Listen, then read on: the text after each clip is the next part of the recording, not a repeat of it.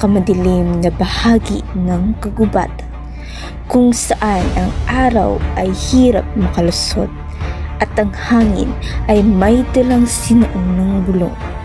May tribong matagal nang umiiral, malayo sa mga mata ng mundo. Isang tribong ang pangalan ay dumadaloy kasabay ng ilog na tila may sariling buhay. Ang Umayamnon. Dito, hindi basta nakakita ang tao.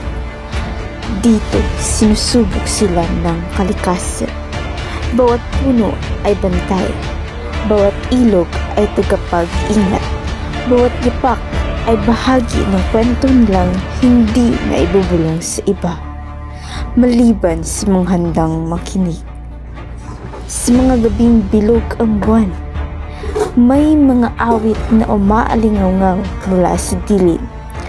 Awit na hindi mo alam kung panalangin ba, babala o paalala na isang lahing pilit na nilalabanan ang pagkalimot. Sapagkat para sa mga Umayamnon, ang kasaysayan ay hindi kwento. Ito ay tahanang ipinaglalaban. At ngayong sandaling ito, ating silipin ang mundong matagal nilang iningatan. Isang mundong puno ng lihim, tapang at paninindigan. Huminga ka ng malalim dahil kapag nagsimula ang dokumentaryong ito, hindi ka na basta manonood. Sasama ka sa loob ng kagubatan at doon magsisimula ang tunay na kasaysayan ng Umayamnon.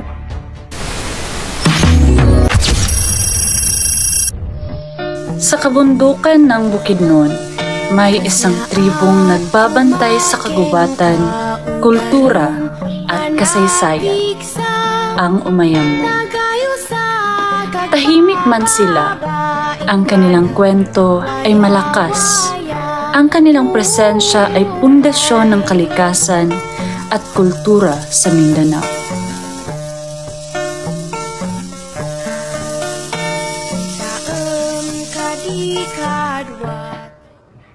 Hi everyone! Ako si Gwen.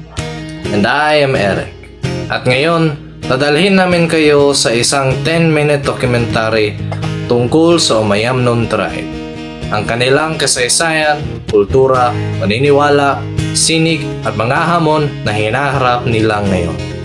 Ang pangalang Umayamnon ay nagmula sa ilog Umayam, isang mahalagang daluyan ng buhay sa kabundukan ng Bukidnon. Sila ay kabilang sa malaking Manubu ethno-linguistic group. Ngunit sa mahabang panahon, nabuo nila ang sarili nilang natatanging identidad dahil sa kanilang lokasyon at kasaysayan. Lumipat-lipat sila noon dahil sa digmaan, pagsalakay ng ibang grupo at pangangailangang protektahan ang kanilang pamilya at lupaan. At dahil naninirahan sila sa liblib na bahagi ng kabundukan, napanatili nila ang mga sinaunang tradisyon at paniniwala na bihira nang makita sa ibang komunidad ngayon. Kadwati danum hijay bantay nagayus nagpababaing gana. Ang kanilang wika ay Umayamnon Manubu. Puno ito ng talinghaga at paggalang sa kalikasan. Halimbawa, banwa, na sabay na nangangahulugang tahanan, komunidad at mundong sakop nila. Sa Umayamnon, buhay ang kalikasan.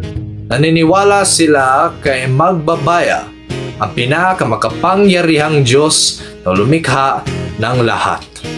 Mayroon ding mga espiritu sa ilog, puno at kahit hangin, kaya bawat kilos, pangangaso, pag-aning, pagpasok sa gubat ay may kaakibat na paggalang.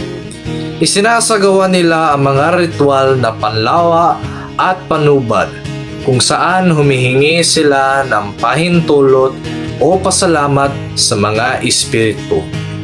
Ang mga ritual na ito ay pinangungunahan ng baylan, ang espiritual na gabay at manggagamot ng komunidad. Bye, bye, bye.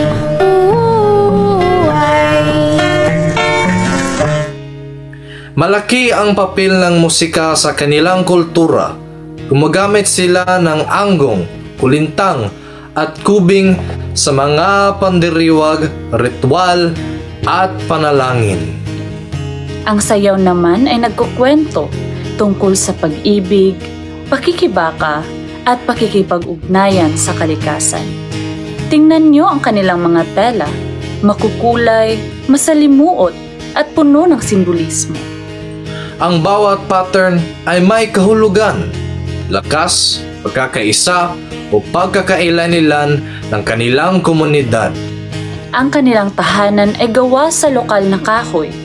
May mga kagamitan din silang mga kahoy, ratan at bakal para sa pangangaso at pagsasaka. Ang mga ito ay patunay ng kanilang kahusayan, pagkamalikhain at malalim na koneksyon sa kanilang kapaligiran. Habang pinapatag ang gubat at hinuhukay ang kabundukan, unti-unting gumuguho ang kinabukasang inaakala nating ligtas.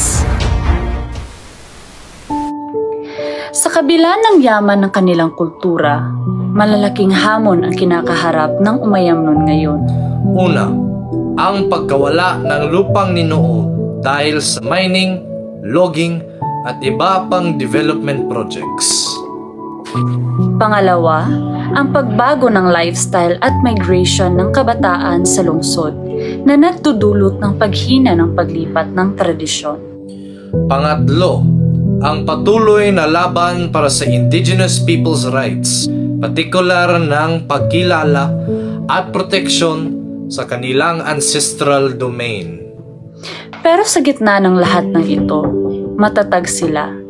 Nakikipagtulungan sila sa mga organisasyon, gobyerno, at akademya para sa advokasya tulad ng pangangalaga ng kagubatan, pagpapatibay ng wika, pagprotekta sa tradisyon, at pagpapalakas ng komunidad.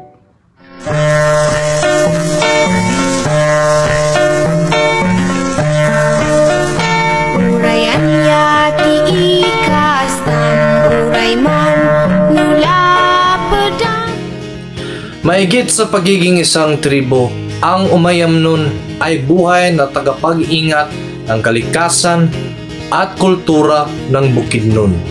Ang kanilang paniniwala sa paggalang sa lupa, kabundukan, at kalikasan ay aral na mahalaga sa ating lahat, lalo ngayon na humaharap tayo sa climate crisis. Ang kanilang mga awit, sayaw, sinig at ritual ay nagdaragdag sa makulay na tapestry ng kulturang Pilipino. Sa pag-unawa sa Umayamnon, mas nauunawaan natin kung gaano kayaman ang ating bansa sa kwento at identidad. Maraming salamat sa panunood ng aming 10-minute documentary. Naway na-inspire kayong pag-aralan at pahalagahan pa ang 7 tribo ng Bukidnon, lalong-lalo na ang Umayamnon. Support indigenous communities, support cultural preservation. If you like this documentary, please like, share, and subscribe. Padayon at maraming salamat. Ada